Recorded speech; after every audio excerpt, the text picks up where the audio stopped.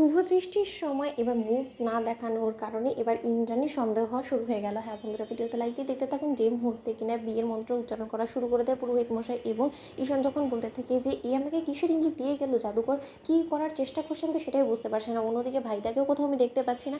এদিকে না আমার সাতচল্লিশটার সঙ্গে বিয়ে হয়ে যায়। অন্যদিকে যখন আয়ুষ রোশনকে সপাটে চড় মেরে বলতে থাকে যে রোশন, তোকে এখনও ভালো ভালো একটা কথা বলে দিচ্ছি যে ভালো তুই যদি আমার শর্তে না রাজি হস তাহলে কিন্তু তোর কপালে অশেষ দুঃখ আছে, কারণ আমি কোনোভাবেই চাইবো না যে আমার আর ভাইয়ের জীবনটা উচ্ছন্নে চলে যাক, তাও আবার তোর এবং দেবলীনার এই লীলা খেলার জন্য। কোনোভাবে যদি আজকে এই অঘটনটা ঘটেছে এবং দেবলীনার সঙ্গে যদি কোনোভাবে ঈশানের বিয়েটা হয়ে যায় তাহলে কিন্তু আমি তোকে জ্যান্ত পুঁতে রেখে দেবো এবং তোকে মারতে আমার 2 মিনিটও সময় লাগবে না এবং আমার হাতও অবধি কাঁপবে না। তাই আমি তোকে ভালো করে বলছি যে তোর কাছে দেবলীনার সঙ্গে কাটানো সকল ঘনিষ্ঠ মুহূর্তের যে সকল ছবি আছে সেই সব কিছু তুই আমার কাছে তুলে দে এবং তার পাশাপাশি সকল কিছু মায়ের সামনে গিয়ে যদি স্বীকার করতে না পারিস তাহলে আমার থেকে খারাপ কিন্তু কেউ হবে না। তাই আমি যেটা বলছি সেটা কর, নতবা তোর কপালে কিন্তু অশেষ দুঃখ আছে। আমি সেটা তোকে আগেও বলেছি এবং এখনও বলছি।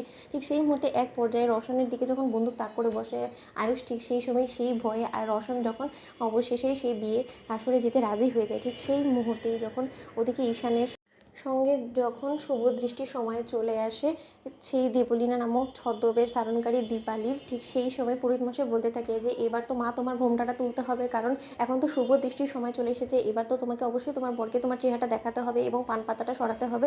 অন্যদিকে এই কথা বলা মাত্রই যখন এখানে ছোটো কাকিমণি বলতে থাকে কিন্তু সেটা কী করে হবে, ও তো পান পাতা দিয়েও মুখটা এত ঢেকেছে কিন্তু সেটাই আমরা কী করে বুঝবো, এবং ওর ফিগার দেখে তো মনে হচ্ছে যে ও বিয়ের আনন্দে অনেকটাই হেলদি হয়ে গিয়েছে এবং তার থেকেও বড় কথা তো এত বড় ঘোমটা টেনে আছে। এবার তো অন্তত দেবলীনা তোমাকে তোমার এই লজ্জায় আর শরম সব কিছু বিসর্জন দিয়ে তোমার ঘোমটাটা তুলতে হবে, কারণ এখন তো তোমাকে তোমার চেহারাটা বরকে দেখাতেই হবে।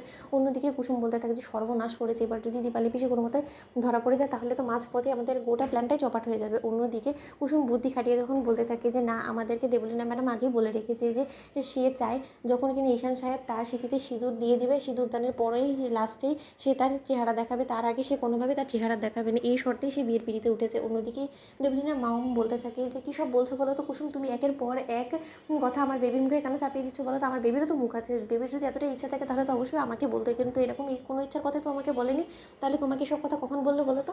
অন্যদিকে যখন কুসুম বলতে থাকে যে আন্টি আপনি তো সেই সময় ছিলেন না উপস্থিত, তাই হয়তো আপনাকে বলার সময় করে উঠতে পারিনি।